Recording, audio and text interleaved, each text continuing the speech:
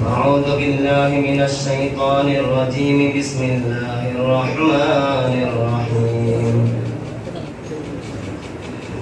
لو أنزلنا هذا القرآن على جبل لرأيته خاشعا متصدعا من خشية الله وتلك الأمثال نضربها للناس لعلهم يتفكرون.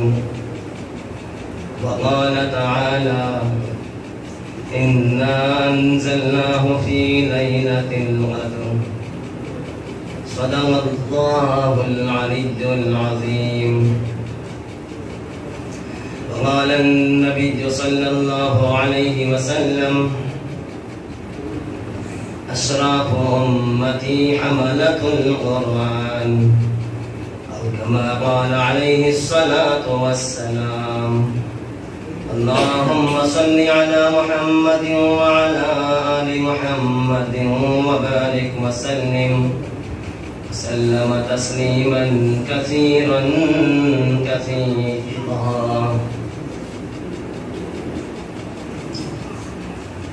بزرگان محترم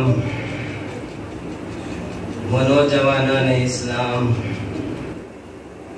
اللہ تبارک و تعالی نے ہم تمام لوگوں پر بے شمار نعمتیں عطا فرمائی. ان میں سے سب سے بڑی دولت وہ قرآن کریم کی دولت ہے. آج کی اس مبارک رات کو جو فضیلت حاصل ہوئی وہ کسی اور وجہ سے نہیں بلکہ وہ قرآن کریم کی وجہ سے ہے. قرآن کریم اتنی بڑی دولت ہے. جب اللہ نے قرآن مجید کو نازل کیا، اللہ کا قرآن کہتا ہے لو انزلنا هذا القرآن على جبل لرأيته خاشعا متصدعا من خشیت اللہ. اگر ہم اس کلام کو پہاڑوں پر اتار دیتے، اگر ہم اس کلام کو پہاڑوں پر اتار دیتے تو وہ ریزہ ریزہ ہو جاتا. تو اتنا وزنی کلام، اتنا ثقیل کلام، اللہ کے رسول صلی اللہ علیہ وسلم فرماتے ہیں جب مجھ پر قرآن کریم اتارا گیا تو میرے قلب نبوت پر مجھے ایسا محسوس ہو رہا ہے گویا کہ سارے عرب کے پہاڑوں کے پتھر میرے دل پر ڈال دیے گئے. اور قدم آگے بڑھاتا ہوں، غار سور سے باہر نکلتا ہوں تو میں کیا دیکھتا ہوں؟ جبل نور کا ہر پتھر مجھے سلام کرتا ہے. جب میں درختوں کے سامنے سے گزرتا ہوں تو ہر ڈالی ہر پتا مجھے سلامی پیش کرتا ہے. جانور مجھے دیکھ کر اپنا سر جھکا دیتے ہیں. کیوں؟ کہ میرے سینے میں اللہ کا کلام آ چکا ہے. میری نسبت اللہ کے کلام سے جڑ چکی ہے. میرا تعلق، میرا رشتہ اللہ کے کلام کی آیتوں کے ساتھ ہو چکا ہے. جس کسی کا رشتہ قرآن سے جڑ جاتا ہے اللہ اس کی عظمت کو بڑھا دیتا ہے.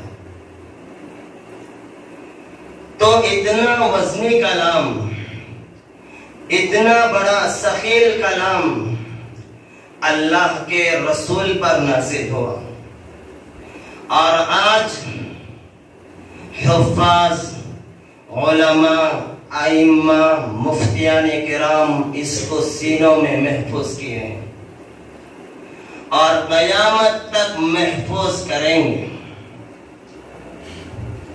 یہ بہت بڑی دولت ہے۔ قرآن مجید کی دولت اللہ تعالی ہر کسی کو نہیں دیتا۔ میرے اور آپ کے آقا صلی اللہ علیہ وسلم فرماتے ہیں اشراف امتی حملت القرآن، میری امت کے بڑے شریف لوگ، میری امت کے بڑے مہذب لوگ، میری امت کے عزت دار لوگ، میری امت کے بڑے اشرف لوگ حاکم نہیں ہے، گورنر نہیں ہے، ایم پی نہیں، سی ایم نہیں، ڈاکٹر نہیں، بلکہ میری امت کے اشرف، میری امت کے بڑے عزت دار لوگ وہ ہیں جن کو اللہ نے قرآن کی دولت عطا کی ہے، احادیث نبویہ کا ذخیرہ عطا فرمایا ہے۔ خوش نصیبوں کو یہ دولت حاصل ہوتی ہے، خوش قسمت لوگوں کو یہ دولت ملتی ہے۔ یہ معمولی دولت نہیں ہے، دنیا کی سب سے بڑی دولت ہے۔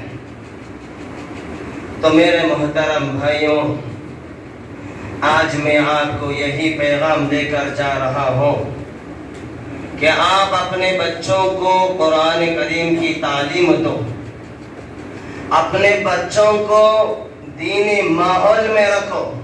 جس نے جو بھی پایا ہے وہ ماں باپ کی توجہ سے پایا ہے۔ میں یہ نہیں کہتا کہ آپ دنیا کی ڈگری نہ دیں، بلکہ آپ ضرور دیں، لیکن اس کے ساتھ ساتھ قرآن کی ڈگری بھی دے۔ خدا کی قسم ہے دنیا کی ہر ڈگری ختم ہو جائے گی، لیکن قرآن کی ڈگری ایسی ہے جو مرنے کے بعد بھی کام آئے گی۔ دنیا کی ہر ڈگری صرف دنیا تک ہی محدود رہے گی، لیکن قرآن کی ڈگری دنیا میں بھی کام آئے گی اور آخرت میں بھی کام آئے گی۔ حدیث پاک میں آتا ہے جب آدمی انتقال کر جاتا ہے، مرنا تو سب کو ہے، جو بھی آیا ہے مرنے کے لیے آیا ہے۔ یہ خوشگوار زندگی ایک دن چھوڑ کر جانا ہے، کوئی بھی ہمیشہ کے لیے نہیں آیا، جو بھی آیا ہے مرنے کے لیے آیا ہے۔ حدیث پاک میں آتا ہے جب آدمی کا انتقال ہوتا ہے تو سب چیزیں اس کے نامہ اعمال کے دروازے بند ہو جاتے ہیں، لیکن 3 چیزیں ایسی ہیں جن کے کرنے سے ان 3 چیزوں کا ثواب زندگی میں بھی کوئی پہنچتا رہتا ہے اور مرنے کے بعد بھی۔ پہلی چیز وہ ہے جس کو اللہ نے مال دیا ہے اور وہ صدقہ کرتا ہے، صدقہ جاریہ، جس نے عوام کی بھلائی کے لیے وقف کر دیا گیا ہو۔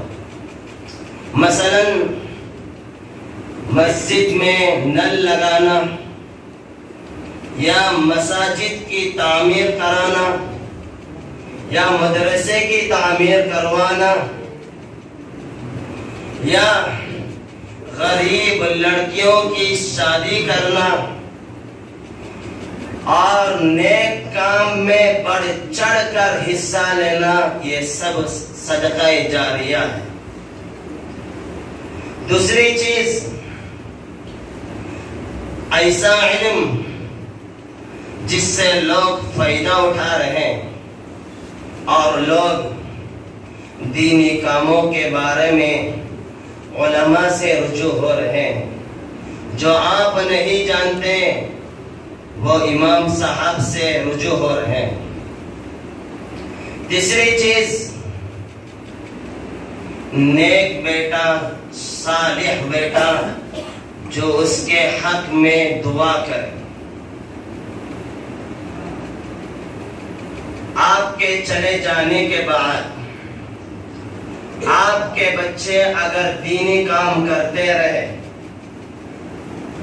دینی کام میں مشغول رہے، وہ نمازوں کو آتے ہیں، قرآن مجید کی تلاوت کرتے ہیں، ہمیشہ دینی ماحول میں رکھتے ہیں، تو زندگی میں بھی ماں باپ کو ثواب پہنچتا رہتا ہے اور مرنے کے بعد بھی ثواب پہنچتا رہتا ہے۔ قیامت کے دن سب کا حساب لیں گے، میرا بھی حساب ہوگا، آپ کا بھی حساب ہوگا، اپنی اولاد کا بھی حساب ہوگا، سب کا حساب ہوگا۔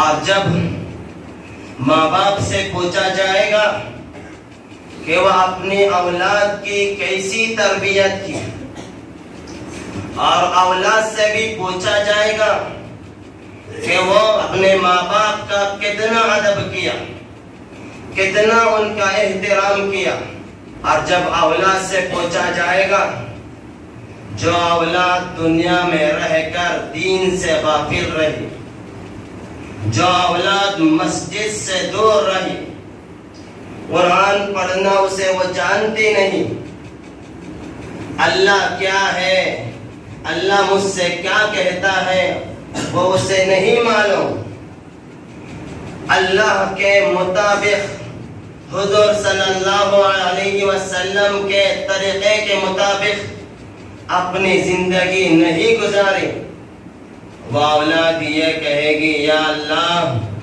یہ میرے ماں باپ ہیں، یا اللہ یہ میرے ماں باپ ہیں، ہمارے ماں باپ نے ہمیں دنیا میں رہ کر، ہمارے ماں باپ نے ہم کو اسکول کی تعلیم دلائے، لائر بننے کا حکم دیے تو ہم لائر بنے، پروفیسر بننے کا حکم دیے تو ہم پروفیسر بنے، وکیل بننے کا حکم دیے تو ہم وکیل بنے، لیکن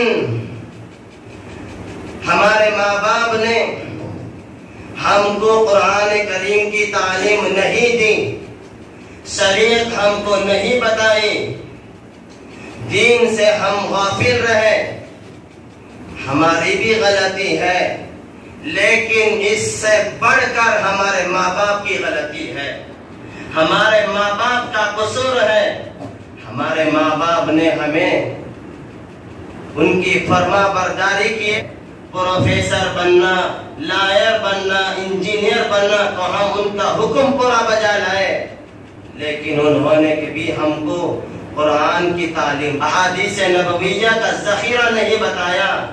یا اللہ پہلے تو ان کو عذاب دے، ربنا آتهم ضعفین من العذاب والعنہم لعنا کبیرا، یا اللہ تو پہلے ان کو سزا دے، ان کو دگنا عذاب دے، ان پر اپنی بڑی لعنت کو اتار، کیونکہ وہ خود بے نمازی رہے اور ہمیں بھی بے نمازی بنائے، خود بھی شریعت پر نہیں چلے اور ہمیں بھی شریعت پر چلنے کے لیے نہیں کہے، پہلے یہ مجرم ہے مولا۔